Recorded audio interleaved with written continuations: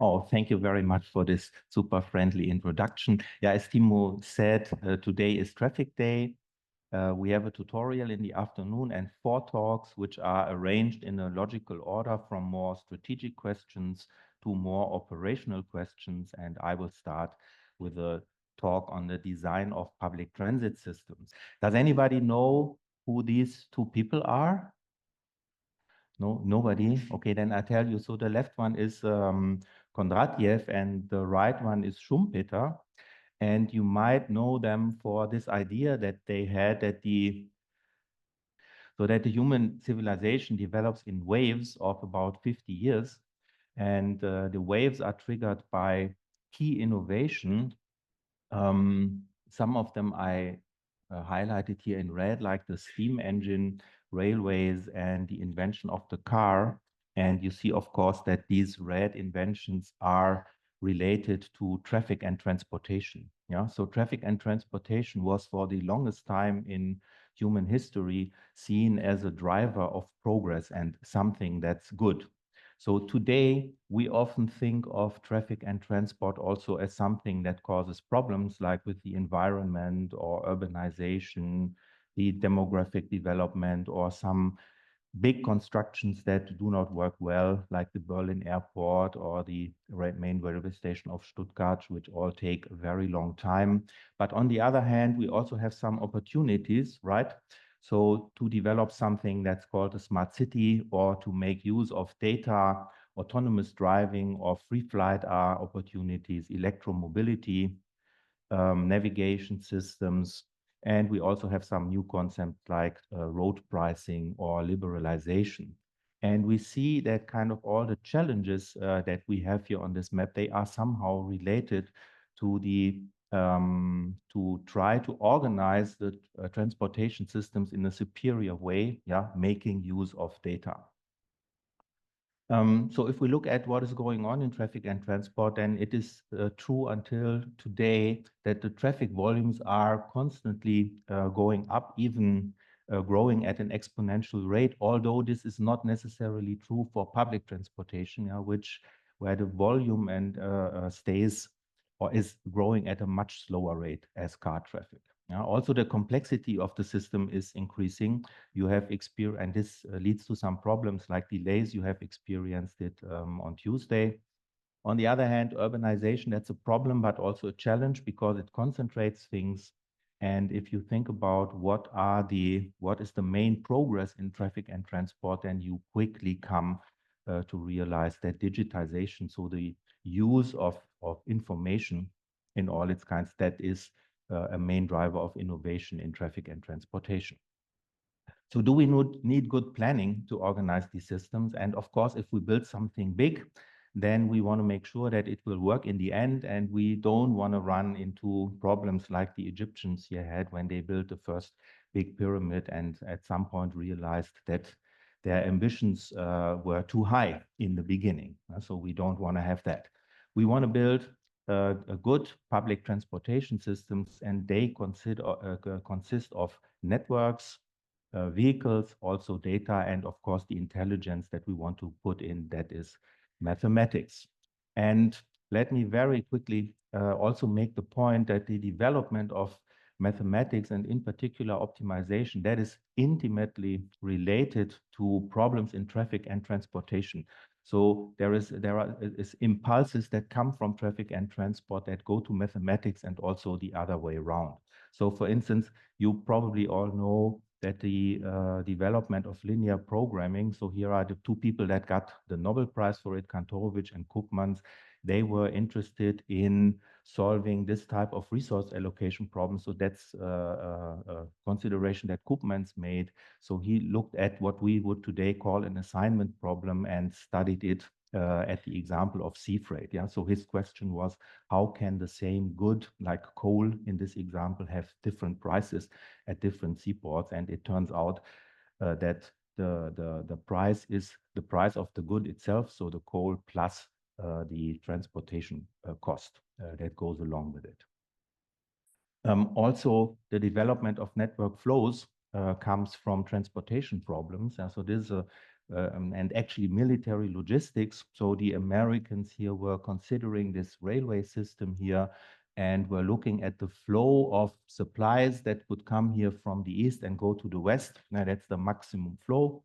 And they were thinking about where to disrupt this network at best. So and here is a minimum cut, here is an alternative minimum cut. So that's the origin of the max flow min cut theorem. That also comes from traffic and transportation.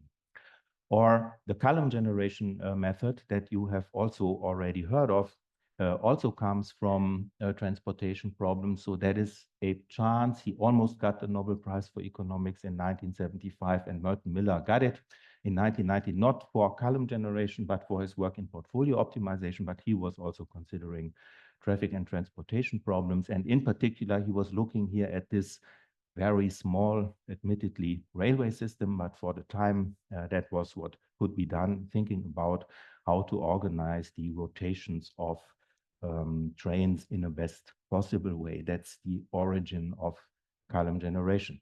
And also, of course, we are all using today route planning systems here in our, at our mobile phones, and that's the origin of the shortest path problem. All right. Then let's look at public transportation. Hopefully, I have convinced you that the organization of public transport can be seen as a kind of gigantic optimization problem, yeah, which we might or might not, one can argue both sides, we would like to solve in some way. And in practice, it's broken down into three main phases. So the first one is I call it strategic planning. That is questions on how on the infrastructure that we are going to build and the offer that we are going to make to the users. So what services are we going to offer at which price? And the questions that we have to decide is, where do we build something, tracks, or where do we set up stations? So that's network design. Then when we have the network, we think about the system of lines that we are going to operate on this network. When we have the lines, we think about the timetable, which we organize in such a way that we optimize the connections in the best possible way. And then, of course, we also have to decide about the price that people have to pay when they want to use the system. And once we have made all of these decisions, yeah, then the offer we want to make to the public, that's fixed. Yeah, so and as a passenger, then we don't care how the public transportation company is going to implement these services. But of course, for the company, then the problems start. So and they have to decide how to use their vehicles, how to schedule the buses, how to schedule the bus drivers, or on a short term and also on a long-term basis. So that's called duty scheduling and duty rostering. And Daniel will tell you about that. Niels will tell you about timetabling. And once the company has made a good plan how to implement the services, the operation starts on this actual day of operation, and then something goes wrong. Some vehicle breaks down, some driver is sick, whatever. Yeah, and then the company has to do something in real time. Yeah, and I call that operations control. And of course, we have to reschedule the vehicles, we have to reschedule our drivers, and we also have to inform the passengers what we are going to do. So, and this is the way that public transport planning is organized. And each of these problems is an optimization problem, yeah, which people have studied. And let me very quickly show some examples of what we can or want to achieve there. So for instance, when we are designing an infrastructure, so in this case, it's a tunnel over the Alps, so the so-called Simplon tunnel, then the question comes up, how do we build this infrastructure in such a way that we can route as many trains as possible through this tunnel? And we can, of course, use, or we should use, mathematical optimization in order to explore the capacity of such a bottleneck in a railway system. Line planning. That is, that is a problem that comes up only every, let's say, 10 or 20 years, because it is very hard to change a line system that is already in operation. When you do that, you will have tons of complaints by all kinds of people that say the old system was, the new system might be better for most people, but it's worse for me, so I don't like it. Yeah, so the public resistance is very large. So there's only few occasions where this can be done. In other parts of the world where new systems are built, that's a big opportunity because there is a big potential in this. So essentially, the further you go to the start of the strategic planning process, the larger the potentials are. Yeah, but also the less mathematical optimization is actually used. But we will look into in more detail in this Karlsruhe example. Let me also show this example here. This is the Metrobus. That's a major, it's a bus rapid transit system in Istanbul. And what you can see here is so along this it's only a single line. Along this line, we have a demand. There is a peak. People wanting to go into the city in the morning and out of the city in the afternoon. And you can now use mathematical optimization to kind of explore different ways to organize the system. Yeah. So, for instance, here you can see the timetable that they had at some point in time with overlapping lines on this single piece of infrastructure. Yeah. But as the demand here has this peak shape, you could also explore if it's not good to have, let's say, the lines stacked into each other. Another opportunity that they did not use at that time was to use unidirectional lines. So you park the buses outside, in the morning you go in the evening you go out. Now, of course, then you need enough capacity to do that, so places to park the buses. So, and optimization can be used to explore this type of ideas. All right, so then let's look at some of these problems. So the first one is network design. And again, I want to ask you, does anybody know what you can see on one of these two pictures? So the left one is, okay, Tim was nodding, so what is it? That's Metropolis, right? Let's see this movie of, oh, many other people knew it also. And on the right, who's that? Okay, that's Zuse, right? So Konrad Zuse, the namesake here of the institute. So Metropolis, that was a science fiction movie in the 20s or 1920s, we must say, by Fritz Lang. And Konrad Zuse was a young guy at that time. And so from the German perspective on history, he's the inventor of the computer, and he saw this movie and was inspired by it. So as he says in his memories, or maybe I read it, so an engineer, Berlin, my birthplace, was not far. There was enough technology and enough that needed improving here. However, why should I spend my time on a completely built up city? No, I wanted to design the city of the future. At that time, the magazines were filled with designs of such dream cities, and the film Metropolis, a city of some 35 million inhabitants, along with traffic engineering lines. So at that time, it was completely unimaginable that a city could have 35 million inhabitants, but today we have it. And then Zuse thought about how to design public transport system for such a mega city. And again, maybe I read it. So in those days, either the American grid system or a purely centralized system was considered optimal. I chose a combination of the two, where the outer centralized street system turned into a homogeneous system in the center.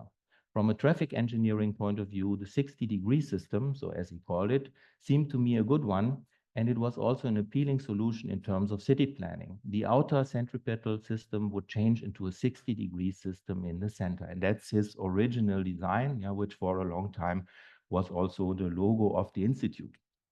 So, and if you think of real-world systems that look like this, then there are some, and the best known or the most notable example is the subway system of Moscow, where you see that it indeed has this triangle type shape with these additional rings and some branches that go outside. So that's exactly the idea that Konrad Zuse had at that time. Yeah. So now we can think about, so when we think about how these public transport systems are designed today, then we see that they mostly evolve in some way, without, let's say, some completely rigid idea on how to implement it. Although there are some principles. So if you look, for instance, here at, so this would be the system of Tokyo. So this resembles a little bit a grid-like system. So this is the system of Berlin, which also has these rings in it. So it is also a square system or a grid system with these additional rings. And now we can analyze these systems. And what we will see is that this triangle type system, yeah, this metropolis system here, this has a super good quality for the passengers. And the reason is that if in a square you want to go from one corner to the opposite corner, you can in a triangle use the direct connection, right? While in a square, you have to go around. So, and then you have a ratio of 2 to over square root of 2, which you need to drive longer in a grid-like system than in a triangle system. So this is a system that provides a good quality for the passengers. Yeah. On the other hand, this system is more expensive, yeah, because you build more links. So there is a trade-off between two objectives. So cost efficiency on the one hand and quality of service on the other hand. And of course, when we start to build this type of systems, then it is clear that once we start to build a grid-like system, we will never be able to switch to a triangle system in the future again, right? And the other way around. So we should very carefully consider the options and make a good decisions, because once built, these networks will persist. All right, so much for that. Then let's turn to line. So, but actually, I don't know of a single case where this has ever been done. So maybe I should, because, and the reason is you all know that because in construction, there are a lot of other factors that go into this decision. So, and it's not usually it's not mathematically optimized, but somebody proposes a project and then people are discussing it and it's built or not so much based on mathematical optimization, but that would be the biggest opportunity. Yeah, so if some of you want to do something like that, that's a real chance.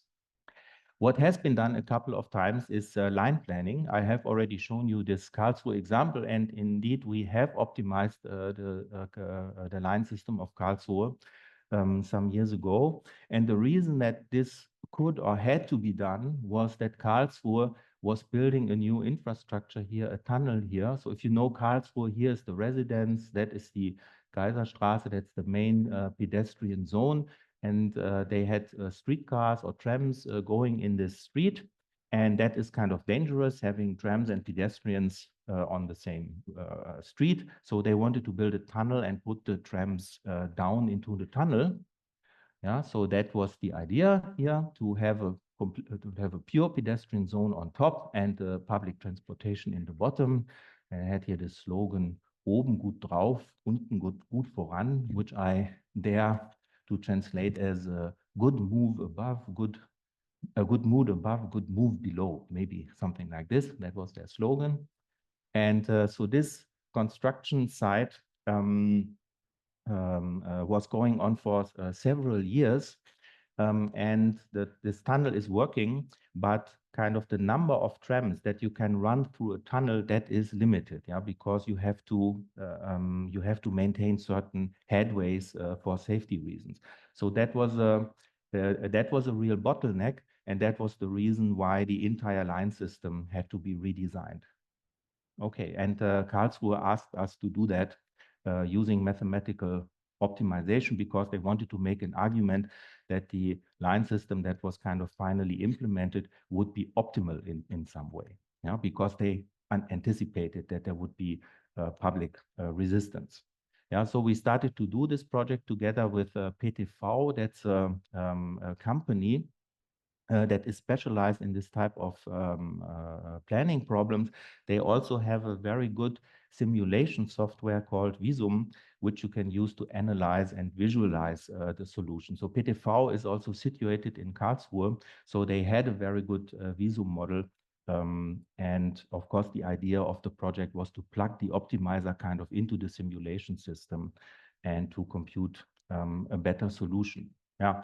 And I mean, what happens in all these projects is that the optimization then will produce some unexpected results, yeah, because there are some requirements, restrictions, and objectives that were not stated in the right way or not at all, because everybody that's involved in the project thinks that absolutely clear.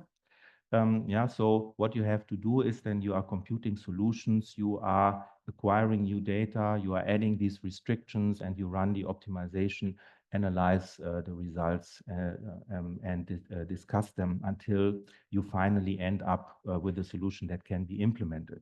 So for example, a problem is when you are manually constructing a solution, then you usually don't maintain the data for all kinds of, for all the options that you don't consider. Yeah, but the optimizer is considering these options and then will produce a solution that uses the data that you have not entered or entered as zero or so. So for example, you usually don't consider all the stops for all kinds of vehicles. You don't put into the system those segments where you can run double tractions when you have not done it before. What else? Also turning restrictions were a problem. So this was all not in the data. So, and then we had to add that. A major point in this type of line planning is the demand data, yeah, which is somehow hard to get and usually not very good. So in the case of Karlsruhe, a count had been made in 2015. So that was already a bit old at the time when we did the project. And it also gives you only the status quo, yeah, and not what people actually would like to do, yeah.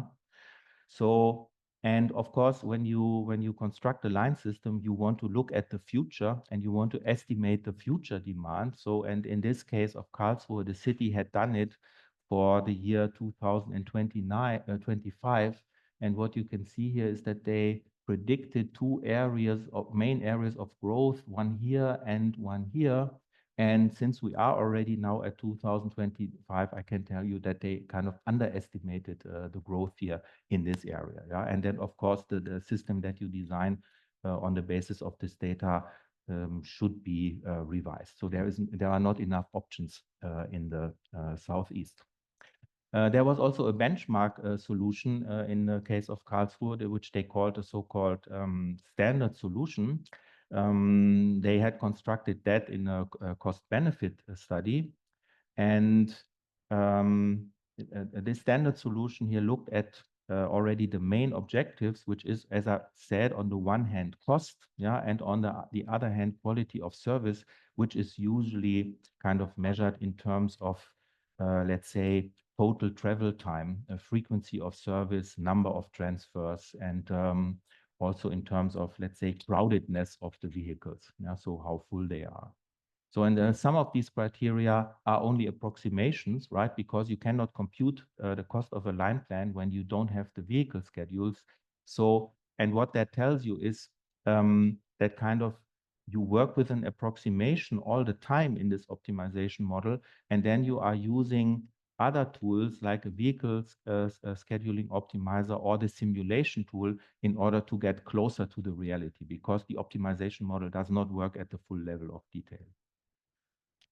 All right, so in the initial phase, so and then what happens kind of in the initial, let me see, is everything that can be seen there. So what happens then in the initial phase of the project, there were a lot of degrees of freedom, yeah, which were kind of produced quite good solutions. For example, we had this type of lines here, which crossed themselves, yeah, so the optimizer will produce that, but the city didn't like that.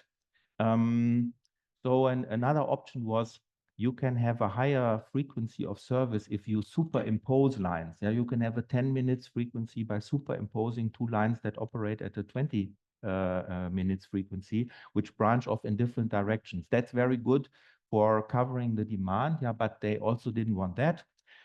Another problem is if you have a line that goes through the city center and it is very crowded on one side and has a low demand on the other side, that's also an option that an optimizer would consider, but they also want that, and so on. So, and then what happens throughout the project is that in the beginning you say, okay, I don't know how to deal with all the lines that I have. And in the end, you say, you must give me some degrees of freedom. Yeah. So if you want that everything stays as it is, then I cannot do anything in the optimization.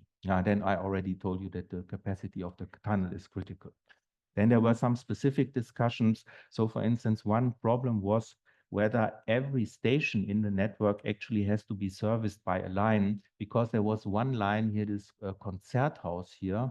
Where is it? It's somewhere here.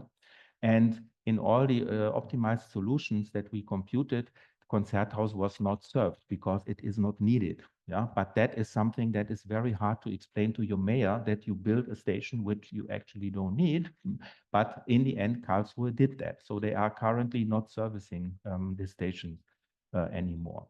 Okay, and then a big discussion was the number of direct connections to different places in Karlsruhe, starting from the main railway station. So then what you do is you compute a lot of solutions and also some extreme ones. So for instance, was the extreme cost solution. So the cost minimal solution, you see that this is tree-like. Yeah. So you can get from everywhere to everywhere, but you have to do a lot of transfers. Yeah. On the other hand, you can do a solution that gives a lot of direct connections and then good travel times, but that's then expensive. Yeah. So then in the end, you try to find some compromise solution. That was this one here. And this has a better quality of service than what they had, but it has only 8 lines instead of 9. Yeah, and that is a bit difficult to sell as a service improvement to the public. But in the end, Karlsruhe did all that. So here you can see an overview of all the different solutions. So you have travel time on the one hand and cost on the other hand. Here are some options that they didn't want. This is what they could do by traditional methods, and this is what optimization could do. And then, of course, you can justify each of these solutions here because it is an optimal trade-off between quality and costs, putting more emphasis on quality or more emphasis on cost. You can also analyze it in a bit more detail here by looking at the load over certain lines. So in this case, Karlsruhe, for instance, didn't want to have a load of more than 65%, yeah, because then they say then it's crowded. We don't want that. If you optimize for costs, then you see there are some lines that have a slightly higher load. That comes up. So, and that is actually, I mean, if you have a restriction that you don't want a higher load in your optimization model, then how can it happen that you have it in the final routing? That's a difference between how the routing is done in the optimization model and how it is done in the simulation software. Yeah? In the optimization software, you compute a system optimum, while in the simulation, you compute a user equilibrium. All right, so then this was the reference solution that they had. This was the solution that was finally implemented. This is the cost optimal solution. And you must, if you look at that and you say, this looks all very similar, but there are differences in it. And even though they look small, they have a large effect on the KPIs that you are looking at. Yeah. So for instance, this is the passenger routing in the reference case, and you see that a lot of traffic here is going over this route. In this quality solution, then passengers are shifted here to this route. And if you look at the extreme cost solution, then everything goes over these 2 routes. So, and this looks quite different. So if you look here at the table, you will see that, so let's look only at these 2 scenarios, the reference case and the solution that they finally did. So it is a bit better in terms of travel time. Yeah. It has less transfers. It's a little bit more expensive. And if you look at the load, this picture that I've already shown you, then it shifts some load from this link here to that link. Yeah. All right. Here is a diagram that shows this comparison to the reference solution. You see that the travel time goes down on almost all origin destination pairs. Also, the number of direct travelers, the direct connections go up.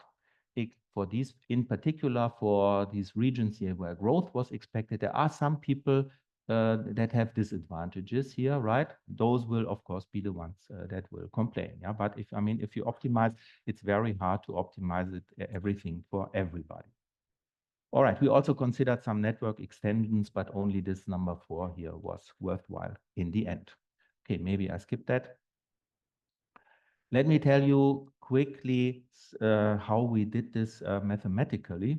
So what we need to do here in a nutshell is we have a graph, we have some nodes, these are the stations that we want to connect, yeah, and we want to connect them, so that would be like in a Steiner tree problem, yeah, but we don't want to connect it by edges, we want to connect it by paths. So, and the paths are our lines, and this is then therefore called the Steiner path connectivity problem. So because it's like a Steiner tree problem only that we are using paths instead of edges. So here is again the problem. We have this graph. We have a set of paths. These are the lines that we can construct, and we want to connect the terminal nodes here, which are these square ones here, by lines. So, and then this would be our integer programming formulation. We have a variable for every line.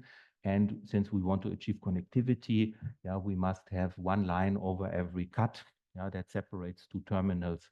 So that would be these Steiner cut constraints that we need to satisfy. That's the basic model.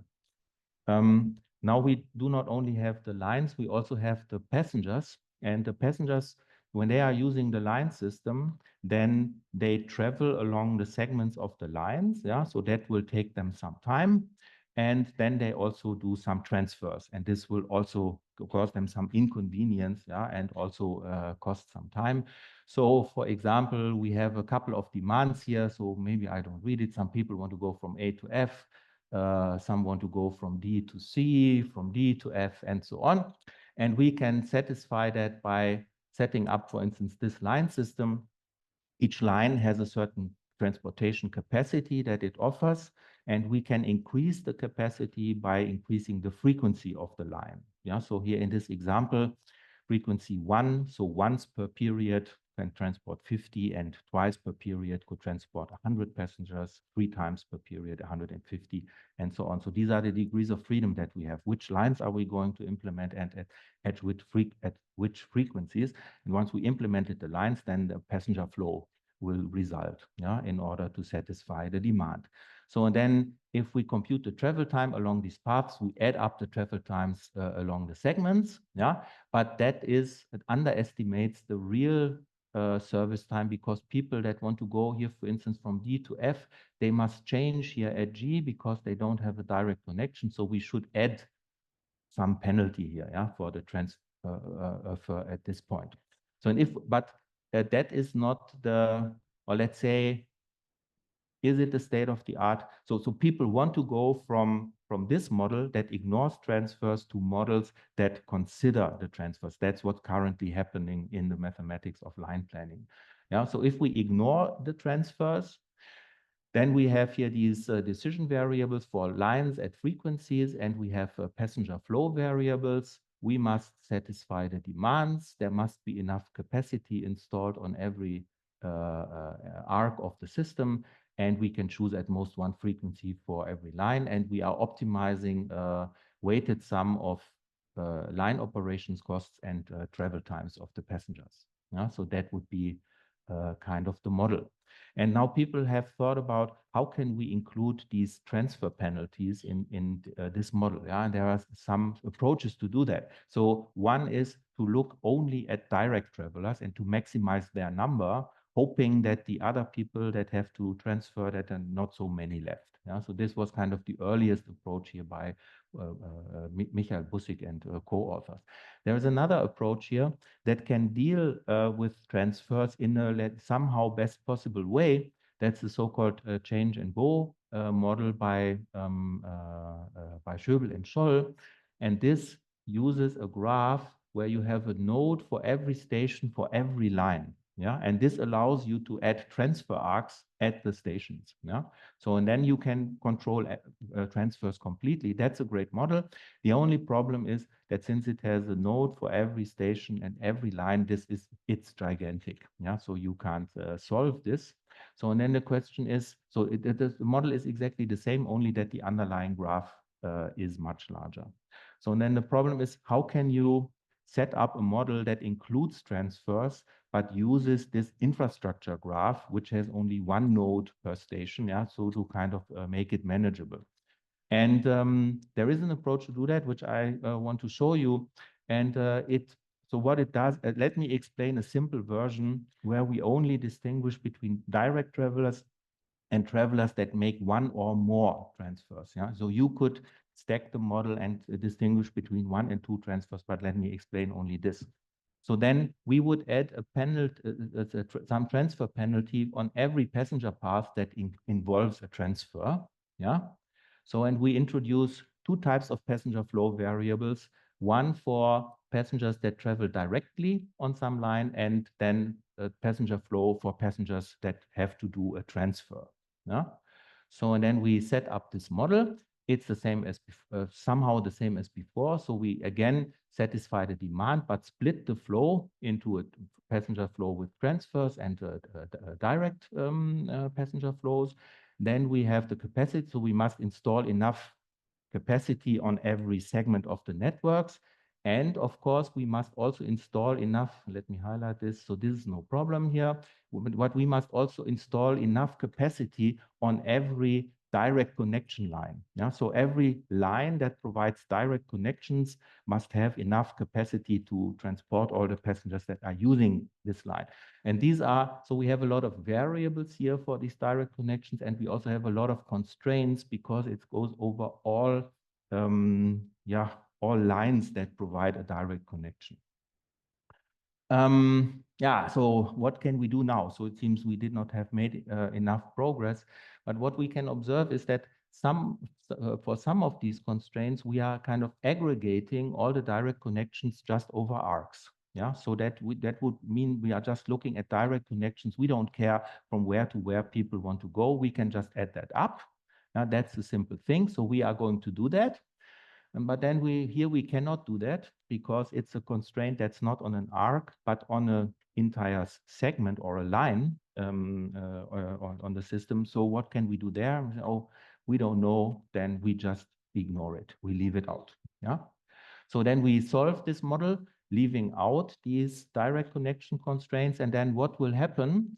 It will happen that we are computing a passenger flow, which when we then actually want to split it, we cannot do it, yeah, because we do not have enough capacity installed on the direct connection lines that we need. Yeah, so here this was okay, but trying to split the flow, that is a linear program, right? It's just a multi-commodity flow problem because then we know the capacity that we have installed. We know the number of passengers that we said we think this is a direct connection flow, and then we want to split it and compute the split. So and either this works, so we find a solution of this linear program, or not, then we get a cut from the dual. Yeah, so from the Fahrgastschlemma. So, and this cut is a constraint that we can, so this even has a special structure, so it's easy to solve. So we can add it to the problem, and these constraints somehow, so you see a distance term here.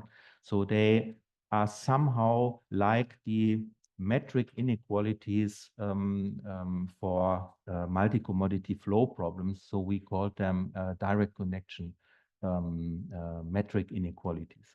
Yeah, so you can separate that in polynomial time, adding that to this line planning model on the infrastructure graph that I've shown you, solve the separation problem as an optimization problem that is polynomial, and we have done that. This is what we did in Karlsruhe.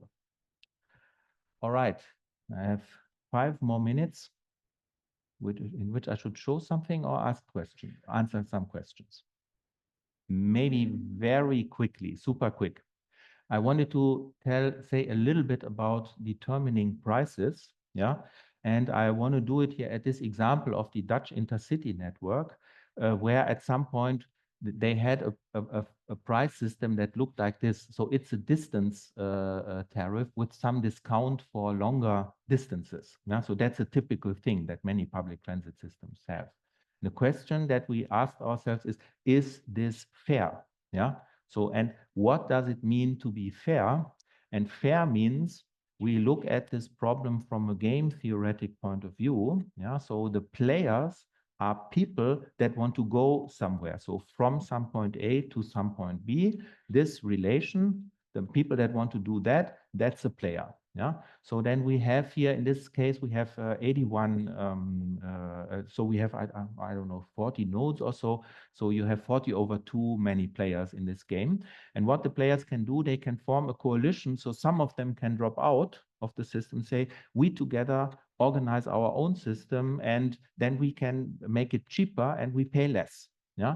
So what they will do is they will look at so some set of players, let's say S, they look at what the system would cost them if they do it themselves, yeah, and what they currently have to pay. So this X are the price, C is the cost, and X is the price that they have to pay.